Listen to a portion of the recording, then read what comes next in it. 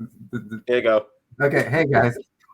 Welcome to True Urban Culture Podcast. I'm your host, Kenny Santos, and I'm joined by two lovely ladies for once, so it's not so much of a sausage fest.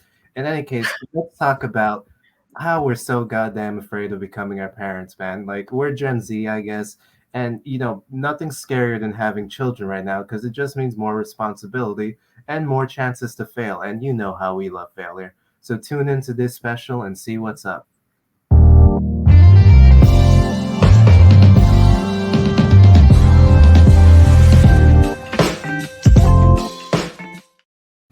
Oh Lord, give me strength. Hey guys, how's it going? Yo. Yo, okay. I want to introduce our audience. You've probably seen Marie before, but here we have Jessica. She's one of our journalists. Jessica, would you like to give a little intro about what you like to write about and basically who you are as a person? But save any personal projects for the end. We'll let you plug later. Okay. So I'm Jessica. I'm from Chicago, born and raised. Basically at TUC, I specialize in fashion. Fashion's my main thing. That's your thing, guys. Mhm. Well, I hope mental health is your thing too, because we're about to do a mental health check-in as soon as that pops up.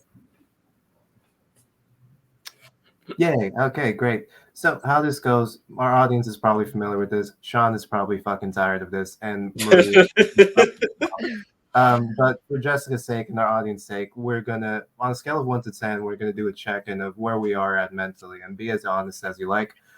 So 1 is I want to die. 2, my life is pointless. 3, nothing matters. 4, my life sucks now. 5, whatever. Wow, these are really similar. 6, I'm content. 7, I'm grateful. 8, I'm in a good place. 9, I'm excited about life. 10, couldn't be better. Jessica, don't mean to put you on the spot, but I don't want any of our other answers to influence, your own stream of consciousness and whatnot. So pick a number, tell us why, go into that. You know the deal.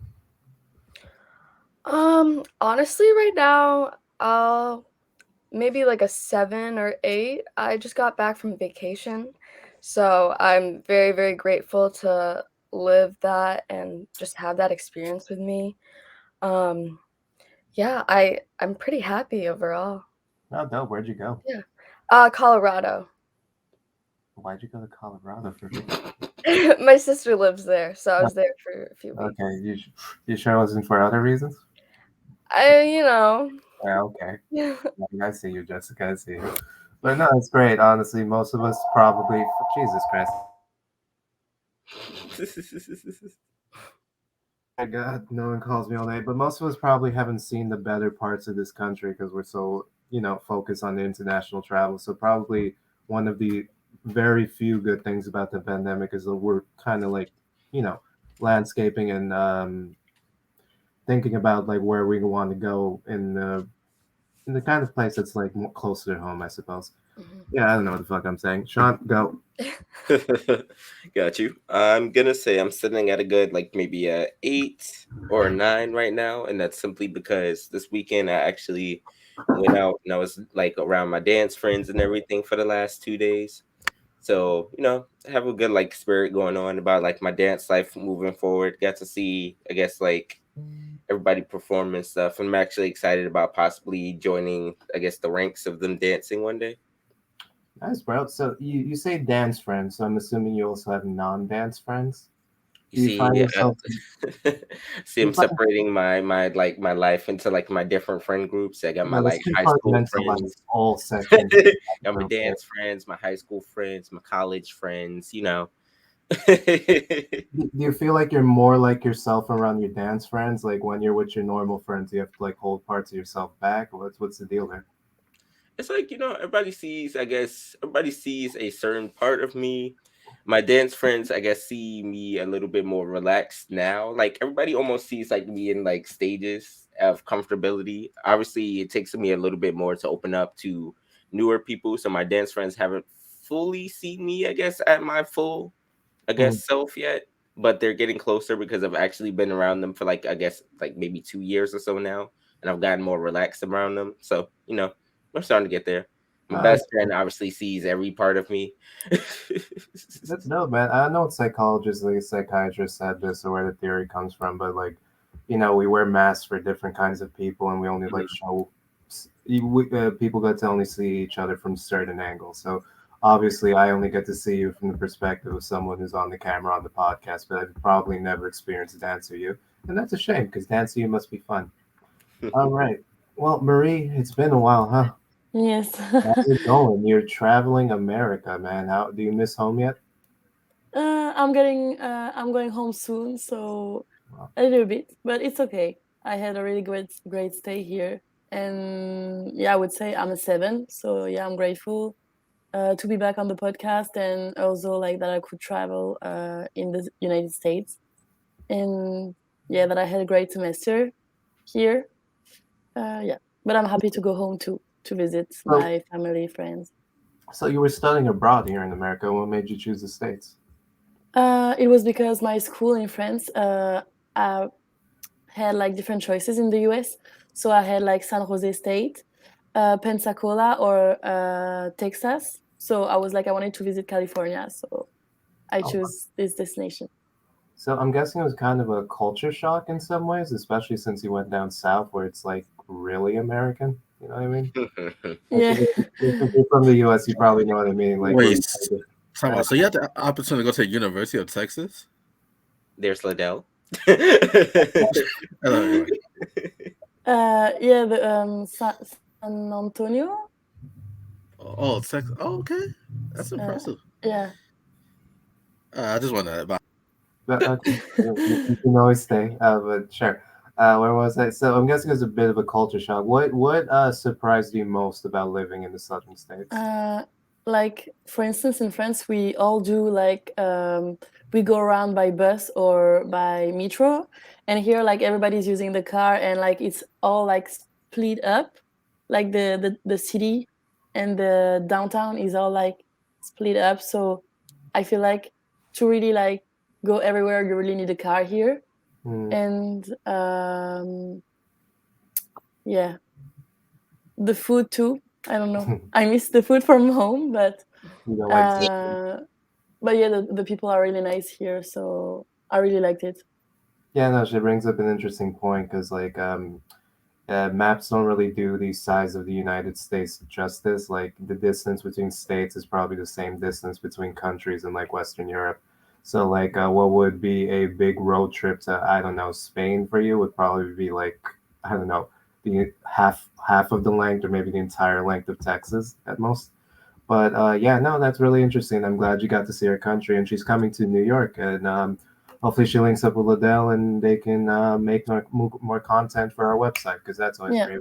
We love content, we love consumerism. But yeah, okay, I guess it's my turn. I guess I'm at a 6. I just got back from Canada. Got to meet one of our journalists, Monica. She's doing great, by the way.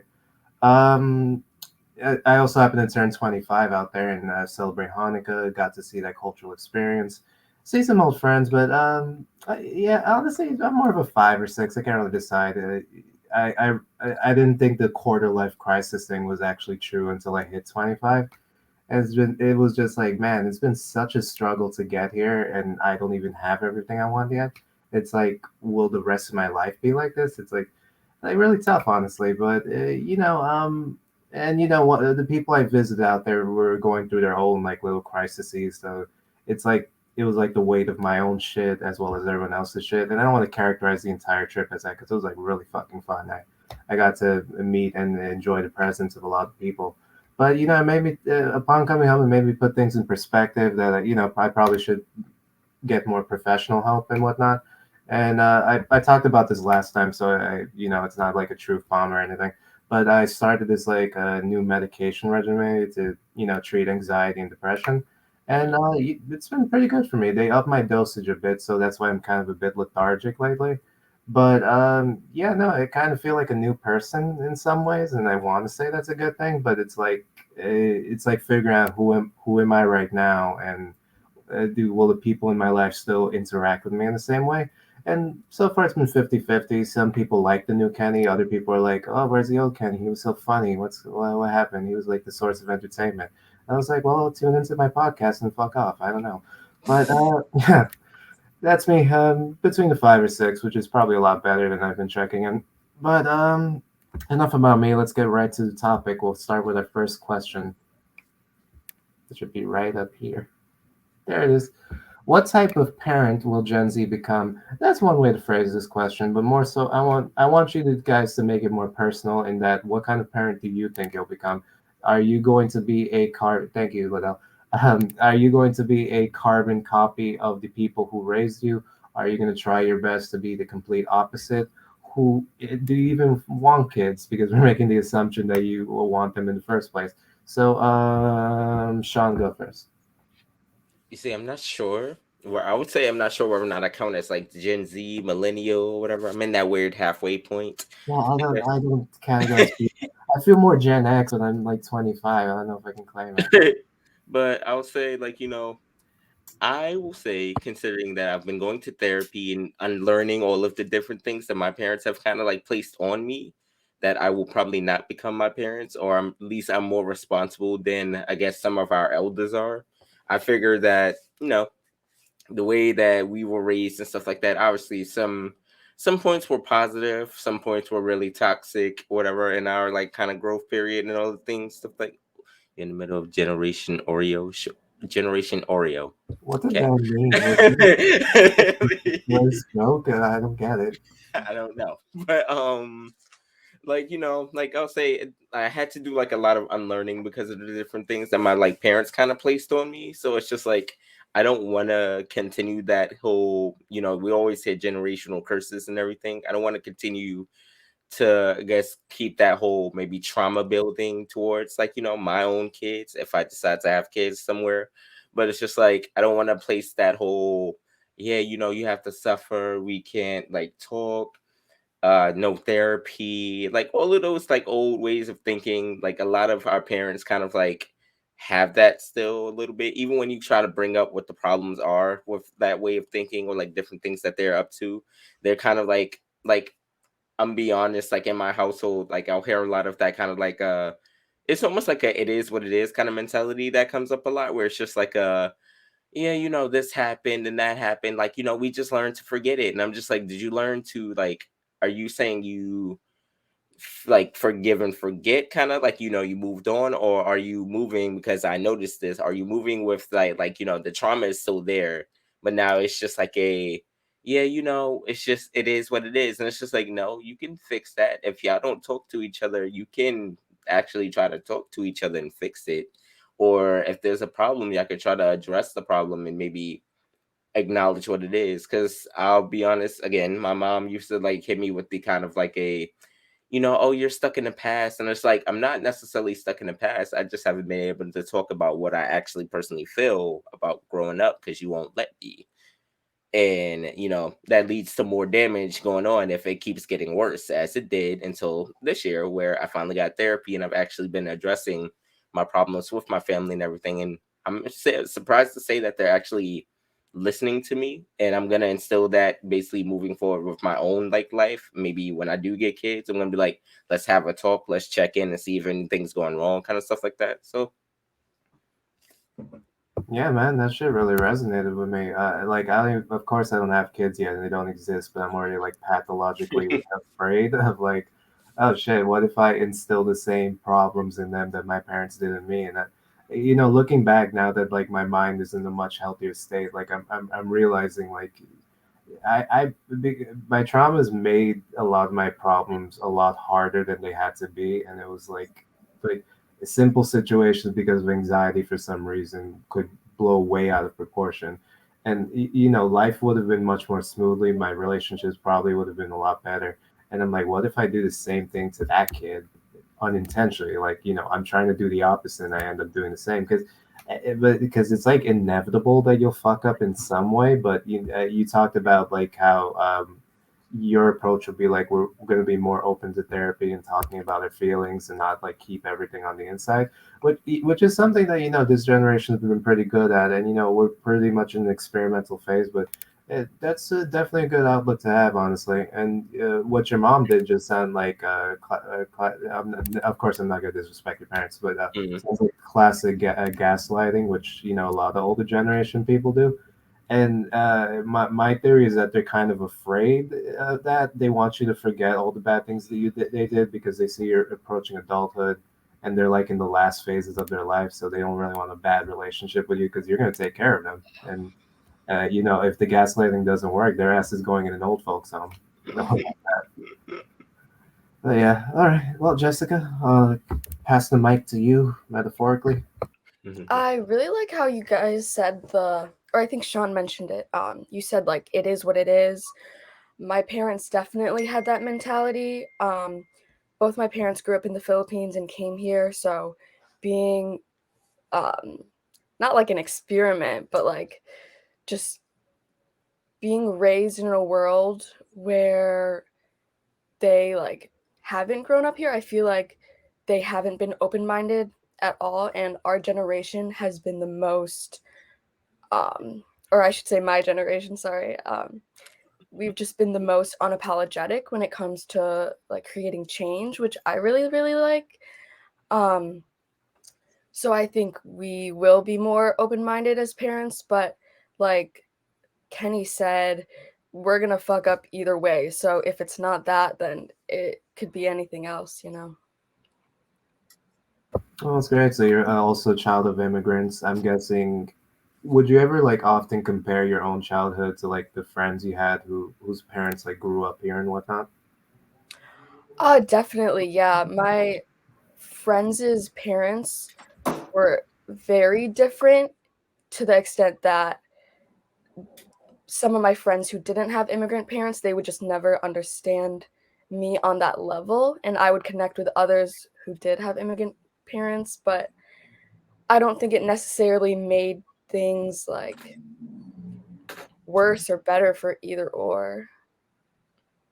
That's funny you bring that up. I had a conversation with my cousin. She's also her parents were also immigrants, and she's been talking to her therapist, and her therapist was like, "I know you're living with them, but can you set boundaries with them, and get them to respect your privacy?" And it's like she obviously has never grown up in an immigrant household, obviously, because anyone who has knows that those things don't exist there, and like they expect you to probably live there as long as possible, or probably more conservative than the bunch, and like only expect you to move out when there's like prospect of marriage or some bullshit. Mhm. So no matter what culture it is, it's usually that same ideal. And yeah, no, that's interesting because like of course I've been in those shoes before, and like when I see my waspy friends, let's call them, with their parents, it's like, oh, on one hand, like your parents weren't strict enough and they didn't give you enough direction, so now you're like a liberal arts major who lives in a room with like five other people and you have no real direction in life. But then again, they're much more supportive than mine were, and I have to work through all these problems that you don't get. So it's kind of like a double-edged sword. Like the grass isn't always greener, but like you do appreciate, I guess. Yeah. But Marie, let us know how you feel on this topic. Like, do you even want to be a parent? Were your parents role models to you? Man, like, just go off. Yeah, I don't know what the future holds, but maybe. And as you said, I feel like it's really nice that we create like our generation change, and that, for instance, like therapy, like is not anymore like taboo, and like more and more people when they get problems, like go there to talk about this.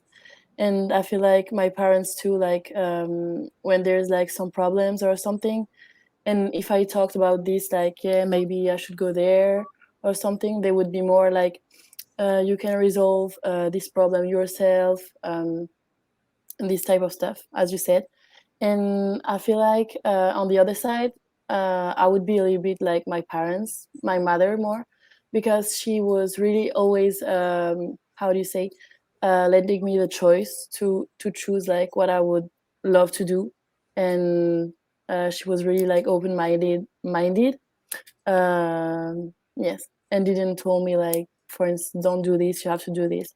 So I think I would like be like this with my children too. Yes, and also like, how do you say, like, yeah, if they got problems now, like for instance, telling them they can go to therapy and stuff like this, and not being closed-minded about those topics. Nice. Do you think it? Of course, I'm gonna come back to the USA versus France thing. Do you think there's more acceptance of therapy in France than there is in the US? Were you guys ahead of the curve? What do you think is going on? I think it's it's a little bit the same. And I feel like the new like generation, Gen Z are, yeah, it's the same. We are like more and more getting open to this and able to talk about it like between us. But I feel like, yeah, the past generation, yeah, it's still like complicated to talk about it. And yeah. Oh, nice. I probably got this idea from like my economics professors in like NYU who were like very conservative and whatnot. That Europe has like a single pay, well, I guess a socialized healthcare system. So like access to certain medications would probably be easier in some ways, even if it takes longer. So it makes me wonder, like, in Europe, since you had access to medication and didn't have to worry about price, were people like were more people experimenting with like Lexapro, Prozac, and those kinds of things. But were meanwhile like people in America before like Medicare and Medicaid really came off probably didn't have like the same economic access to it. So I figured that in my head, I was thinking because of that, like, oh, Europe has had much more accessibility to that. So they've had much bigger sample size and there's been a lot more experimentation. But it's interesting that you say that like therapy in general has just been on par with the US, regardless of those factors. So that's really interesting. But as interesting as that is, let's move on to the next topic. And I'm glad this is going to move away from social sciences into like the science. I guess not entirely away. This is more. I want you guys to think of this question in terms of like factors, like economic factors, social factors. I guess socioeconomic factors, political factors. In that, what is making it so hard to have kids in this generation? Like, I don't have statistics on hand right now, but like our birth rates are pretty much down, which is pretty common in societies that are like affluent, I suppose. But why do you think that is? What factors do you think are affecting these statistics? Sean went first last time, I think. Why doesn't Marie go first? Yeah, so I feel like our generation takes more time like for ourselves and like time, for instance, to travel and to choose like our career path.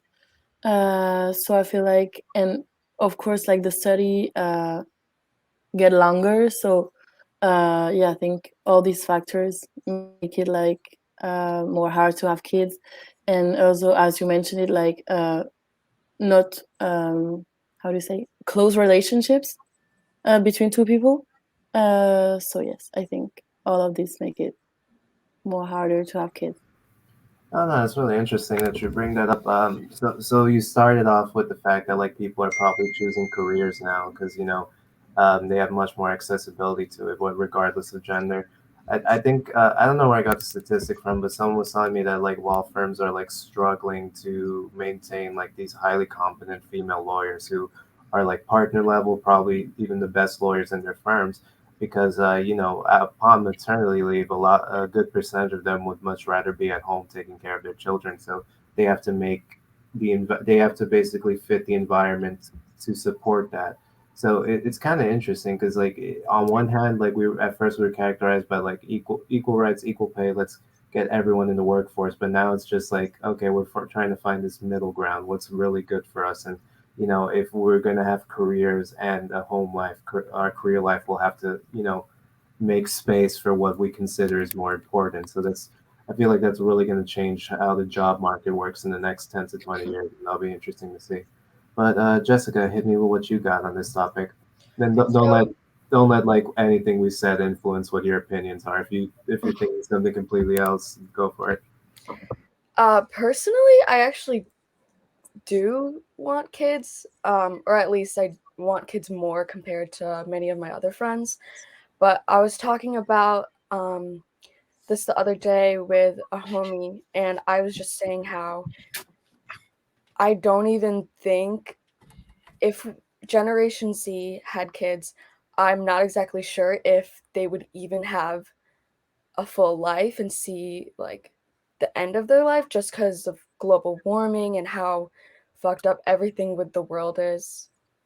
Going off of global warming, the government system as a whole is so polar, and I don't want my child being raised in such like I don't know, the world's fucked up basically. Yeah, on I remember what it's called. There's actually a movement. It's called the anti-natalist movement, where people are making the decision to, not have children, or sometimes even like, I guess even go so far as sterilizing themselves, because like one reason it's like philosophically, like, existence is kind of meaningless. So why would I bring someone into this world only for them to resent me later? Or on the other hand, it's like, oh, the outlook's really bad. There's global warming, there's starvation, there's overpopulation. Would it really be best to, add fuel to that fire? Maybe I should, peace out, let other people do it, and like help, I don't know, alleviate the problem by not adding to it, which, kind of characterizes children as problems, and like one more factor in like global warming. Like, oh, I produce one more human, he's gonna have so many carbon emissions throughout his life. What's going on there?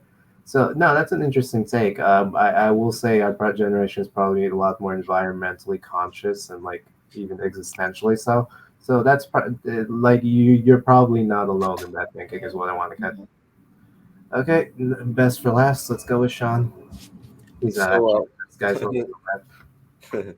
so I'll say I think the factors that's affecting like how much people have been having kids lately is kind of like both what Maria and Jessica said. A lot of like I guess our social political a lot of the landscape of like the world that we grew up in is kind of like changing around a lot. So like even with our generation, back then it was like you had there was the as time goes on, like you look at the relationship dynamics. It was like the women being the housewives, the like the men who, as usual, would go off to war and all the stuff like that. So it was about reproduction, having like I guess a legacy continue. But now in this day and age, like a lot of things are changing, where the landscape that we're in is changing a lot with like like Jessica said, global warming and all the stuff like that. COVID hit us, so we got that going on now, where basically a bunch of stores shut down, job markets are flip floppy. You can't really make heads or tails of much of like anything lately. And then if you look at like socially, I guess what people are doing now, like there's no longer the I guess traditional male factor, traditional female factors. A lot of things are changing between us. Where let's say if you are on the LGBT spectrum, you're more likely to now go out and chase like the actual partner that you want, rather than it being like, oh, I have to find a husband or a wife. You're going for like everyone's trying to move in the actual love or appreciation, or not even at all. Some people are just like messing around. Some people don't want kids. Some people are just having fun. Some people are like again on that spectrum. So it's just like with all of these different things like combining and I guess woven with each other. Everybody's just kind of like, I mean, I'll have kids if I like when I want kids, but there's no longer that kind of like, I guess not even saying like the oops factor, like how you brought up where it's like kids seen as like problems and stuff like that. There's like that kind of factor where everybody's now kind of like actually thinking and communicating with each other, where they're like, would you like kids right now? And it's just like, nah, I got chasing my career, I'm chasing travel, I'm doing all this stuff like that. If I have a kid, I know that that's gonna basically stop me from doing the stuff that I want to do with my life right now. So it's not like an obligation to do it unless like they really want to. So things are like really changing, I guess, in our generation, the middle generation, whatever. We're not our parents anymore. So Yeah, that's dope, man. You bring up a good point. Like, sexually, we're a lot more experimental now. Like, given the prevalence of the LGBTQ community, whatever alphabet, given the prevalence is like, normally you would associate a lot of those relationships with being unable to have children. Like you would, if it's a same-sex partnership, biologically you would think it doesn't work out. If they're asexual and they're not having sex to have children, but with modern science, there are just so many ways around that. You can have a surrogate, you can adopt, which I like encourage very much, because like as Donnie mentions many times, the orphanage system in this country is just, and any country is just absolutely awful. So it's almost, one could make the argument that if everyone had to serve a purpose, which I don't think they do. Those members of the LGBT community are there to basically be a stable family structure for those who basically got thrown out the pipeline and who didn't have a nuclear family to support them. But again, anyone can have children if they want to. You don't have to go to through the adoption route, but it's a very noble route.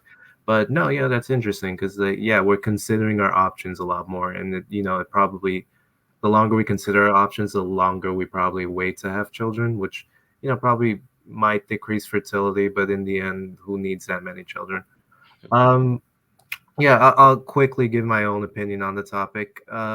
So I probably mentioned it, like I have a very private Catholic education and background, and even when I went to like a regular private school that was secular, I guess, most of my professors were also pretty conservative, particularly in the economics department. And when I got my MBA, it was even worse.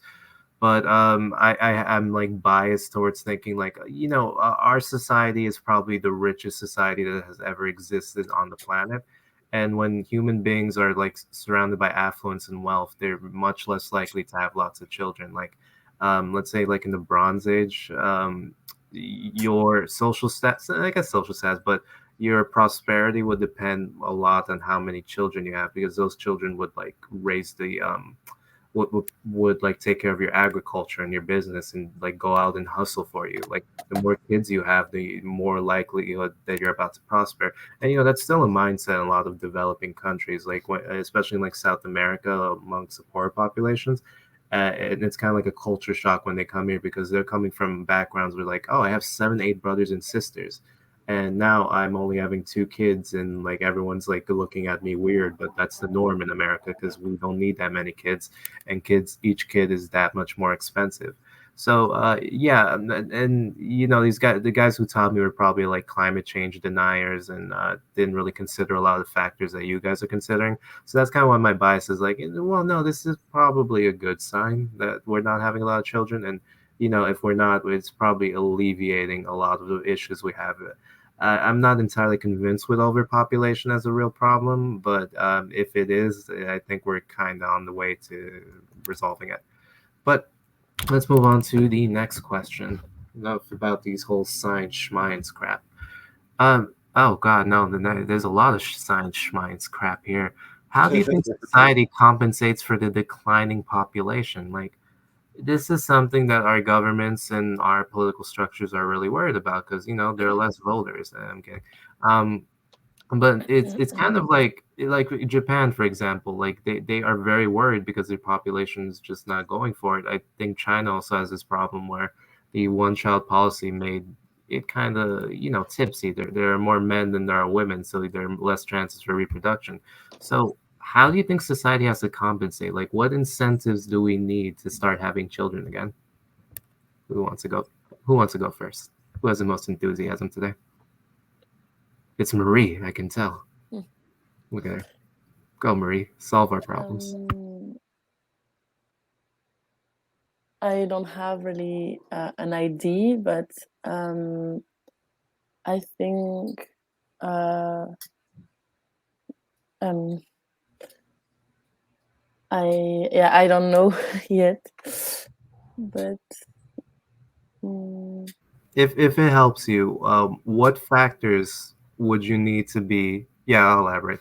Okay, so what what issues do you think would need to be addressed for you to be in a mood or in the right position to have children and to reproduce? Like, what problems have to be disappear before you're able to make that decision? And is there anything society can do to help you out? I think one of the issues first is like to have how do you say, a stable situation with yourself. So like for like work, and that you achieve like all your like goals before having children, because after you're, I think, a little bit stuck if you want to do like some stuff, for instance traveling like far away, you have like always to have your children with you. But I think, yeah, it's more like career goals and situation status, that I think they should like put incentives on it. I don't really know what, but I think yes, for me it would be this.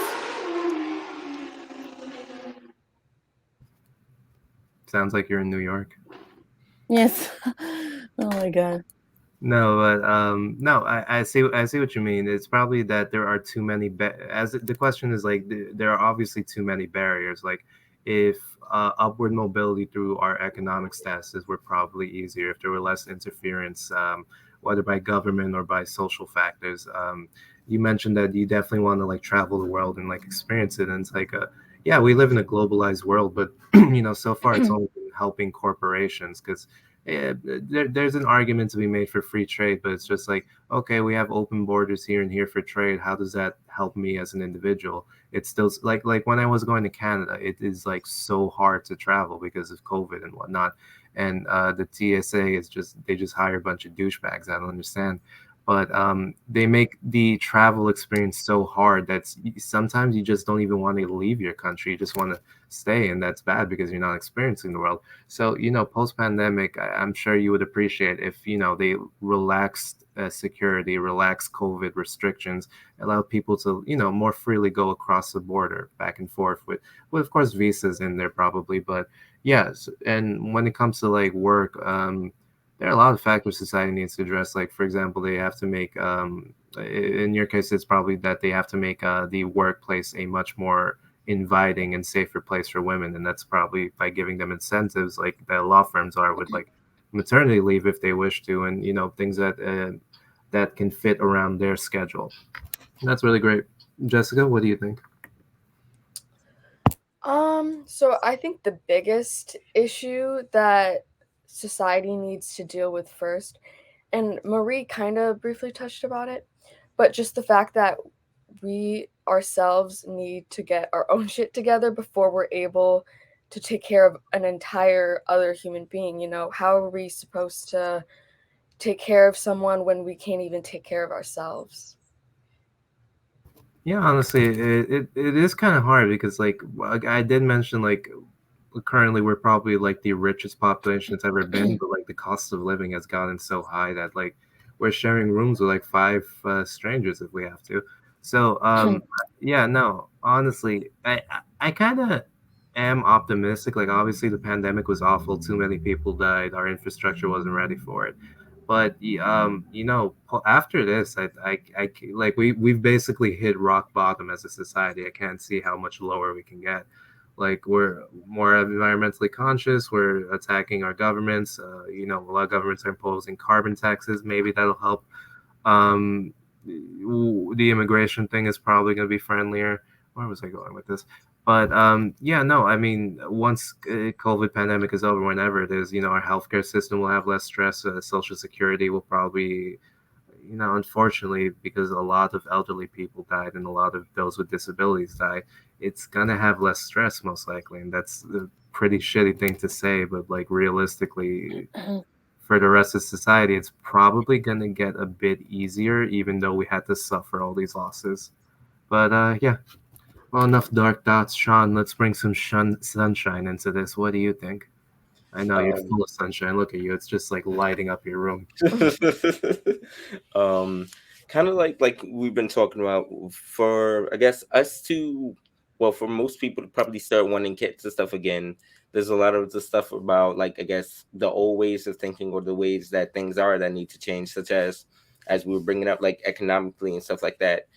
A lot of the jobs or whatever are still acting like, we're not past the point of, like, not saying minimum wage being like, $15. Yeah, that's cool, but you shouldn't necessarily need like maybe 2 3 jobs to kind of make a means, because if you need 2 to 3 jobs, you probably won't have the time to actually take care of your kids. And then, like, with all of the other stuff that comes into play, where it's like you could have kids, but let's say there's no daycare system at your job, or there's no this, you have to figure out how to give the date, like, how to get your kid to daycare. You got to figure out how to make, like, your living means.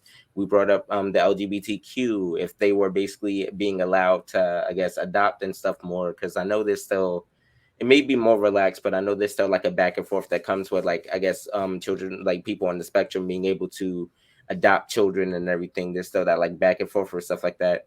If society were to actually change, I guess, their ways of like thinking, and their ways of like how things work, I feel like we might be able to move a little bit forward more, where people might actually start wanting kids. Or again, if we could figure out different ways where you can travel, you can like freely travel and get that out of your system, and then have the kids and not, like, I guess, face direct punishment for it for some reason.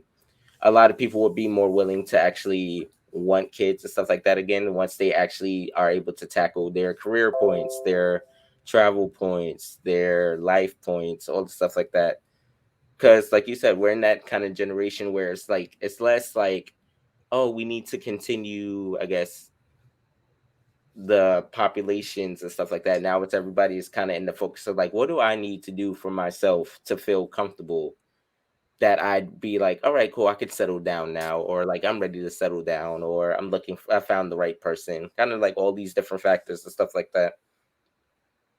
Yeah, no, those are really concrete. I also forgot to mention that like a lot of jobs are opening daycare centers within their buildings, and I think Google was probably ahead of the curve. I have a lot of issues with Google as a philosophically, but they do a lot to make their employees feel welcome. They have daycares, they have bars, they have restaurants, they have workout facilities. Like everything you need is in that one office. So I guess in a way it's like, oh, now you'll never leave, but like it's like sinister, but like I'm sure there were good intentions in there.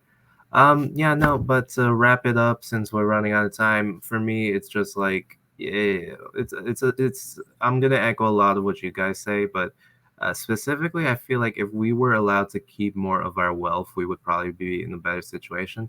Like I'm living in New York, and I'm in a stable career for once in my life, and I plan on staying here for 10 years, in the career at least. And like New York taxes are just like out of control. I see my paycheck every time, and it's like this could cover room and board in Jersey, so that's why I'm moving to Jersey, so I'm not hit so hard. And it makes me think like, okay, so you're not going to give people checks, you're not going to give them pandemic related economic support. That's fine. Okay, sure. At least give, if you're not going to put any work into this, at least let us keep our taxes, because we're basically paying for a service we're not getting at this point. Like, I hate when people are like excited about their tax return. It's just like, yo, they stole your money and they're giving it back to you. Like, this was a con. And then you have to pay like two different government departments in order to get it. You have to pay someone to calculate what's the right amount, and then you have to pay these separate departments that don't want to even talk to each other.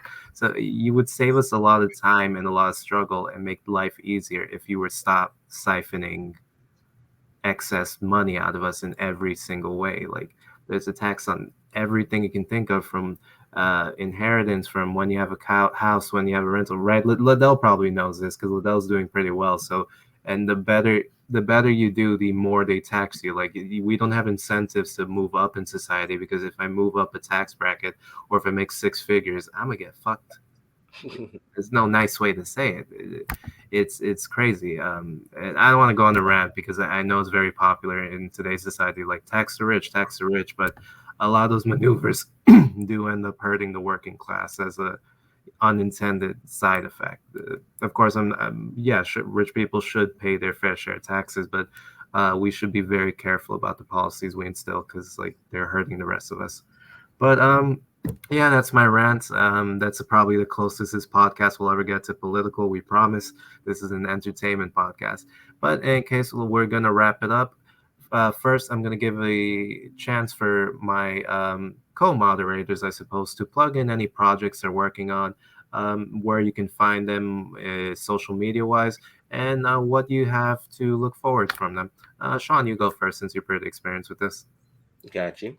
So if you want to see anything that I'm up to, whether that be like poetry, dance wise, photography, you can follow me on most social medias under Black Dawn. I'm probably gonna miss it. Up there it is, Black Dawn right there. That's gonna be on Twitter, TikTok, Instagram.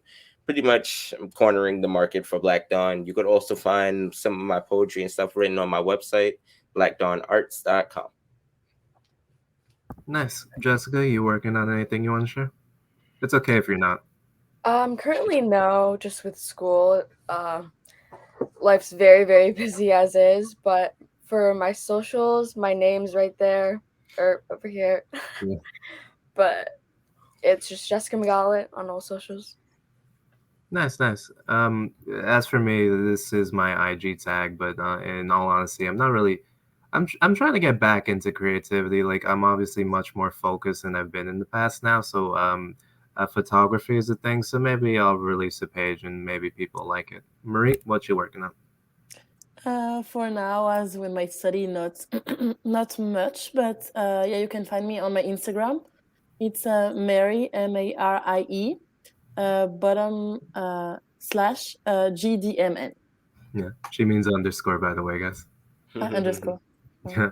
But no, it's cool. You can Jessica and Maria probably heavily contribute to Tuck, so you can probably find a lot of their articles. And if you're interested in fashion, obviously we can go to either of them, honestly. But yeah, no. So please like, share, and follow with all your friends, family, your neighbor, your enemies, even. Yeah, send this podcast to your enemies so you can, as a way to just tell them not to have children or some shit. That'd be funny. But yeah, we're on StreamYard. We have our own website. We're on Instagram. We're on Facebook, and you can always find us with the Tuck label. On YouTube, we're called TUC Talk. And in any case, we'll see you next time, ladies, gentlemen, and however else you identify. All right. And Hell Hydra.